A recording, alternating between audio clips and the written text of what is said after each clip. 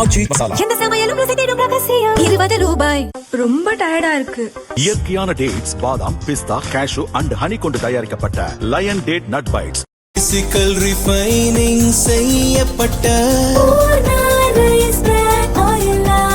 SKM Poorna rice brand oil. அனைவருக்கும் வணக்கம். என் பேர் வெங்கடேஷ். நான் திருநெல்வேலி மாவட்ட காவல்துறையில் தலைமை காவலராக பண்ணிட்டு இருக்கேன். நான் இன்னைக்கு காலையில் என்னுடைய பைக்கில் ஹெல்மெட் இல்லாமல் போய்கிட்டு இருந்தேன். திருநெல்வேலி சரக டிஐஜி டாக்டர் திருநாகர் ஐயா அவங்க கன்மேனை விட்டு ஆஃபீஸில் என்னை பார்க்க சொன்னாங்க. நானும் பயத்தோட ஐயாவை போய் ஆஃபீஸில் போய் பார்த்தேன். ஐயா முதல்ல அவங்க பேர் என்ன பேருன்னு கேட்டாங்க. நான் என்னோட பேரை சொன்னேன். ஐயா அடுத்த வார்த்தை நீங்கள் சாப்பிட்டீங்களான்னு சொல்லி கேட்டாங்க. அடுத்தது ஏன் ஹெல்மெட் போடாமல் போனீங்க அப்படின்னு சொல்லி என்ன ரீசனுக்காக என்ன கேட்டாங்க. என்னடா எதுவுமே பதில் எதுவுமே சொல்ல முடியல.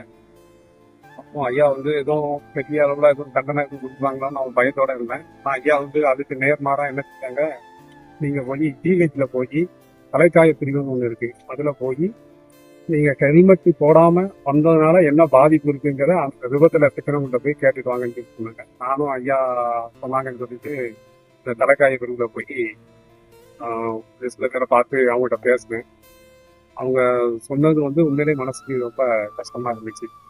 ஹெல்மெட் போடாதனால ஒரு சில குடும்பங்கள் அனாதையாகவும் அவங்க பிள்ளைகளோட எதிர்காலமும் பாலா போய் நிற்கதியா நிற்கக்கூடிய ஒரு சூழ்நிலை இருந்துச்சு. அப்போ அது விசாரிச்சுக்கிட்டு வரும்போது ஒரு டாக்டர்மா என்ன சார் விசாரிச்சிருக்கீங்கன்னு சொல்லி கேட்டாங்க. நான் சொன்னேன், அவங்க நான் ஹெல்மெட் போடாமல் வந்தேன், இதே மாதிரி ஐயா போய் அங்கே போய் பார்த்துட்டு விசாரிச்சுவாங்கன்னு சொல்லி சொன்னாங்க. அம்மா இப்படி ஒரு தனக்கு கீழே வேலை பார்க்கக்கூடிய ஒரு காவல் ஆணையர் மீதும் அவங்க குடும்பத்தினர் மீதும் ஒரு அக்கறையோட செயல்படக்கூடிய ஒரு அதிகாரி உங்களுக்கு கிடைச்சதுக்கு நீங்க அந்த அதிகாரிக்கும் இறைவனுக்கும் முதல்ல நன்றி சொல்லுங்க அப்படின்னு சொல்லி அம்மா சொன்னாங்க. அதுக்கப்புறம் அம்மாட்ட பேசி முடிச்சுட்டு வரும்போது நீங்க என்ன ஃபீல் பண்ணுவீங்க அப்படின்னு சொல்லி அந்த அம்மா எனக்கு கேட்டாங்க. அந்த அம்மாட்ட நான் சொன்னேன், அம்மா எனக்கு ஒரு பனிஷ்மெண்ட் கொடுத்துருந்தா கூட எனக்கு இந்த அளவுக்கு பெருசா பாதிச்சிருக்காது. ஐயா என்ன சொன்னாங்க, நீங்க ரெக்வஸ்ட் பண்ணி கேட்க நீங்க அங்க போய் பார்த்துட்டு வாங்கன்னு சொன்னது எனக்கு மிகப்பெரிய மனசுல பெரிய பாதிப்பை உண்டு பண்ணிச்சு. அந்த முதல்ல ஐயாவுக்கும் ஒரு நன்றியை சொல்லியிருக்கேன். இனிமேல் நான் ஹெல்மெட் இல்லாம வண்டியை ஒரு காலமும் நான் என்ன செய்ய மாட்டேன், ஓட்ட மாட்டேன். காவல் ஆணையர்களுக்கும் அதிகாரிகளுக்கும் நான் ஒரு சின்ன வேண்டுகோள் இருக்கு.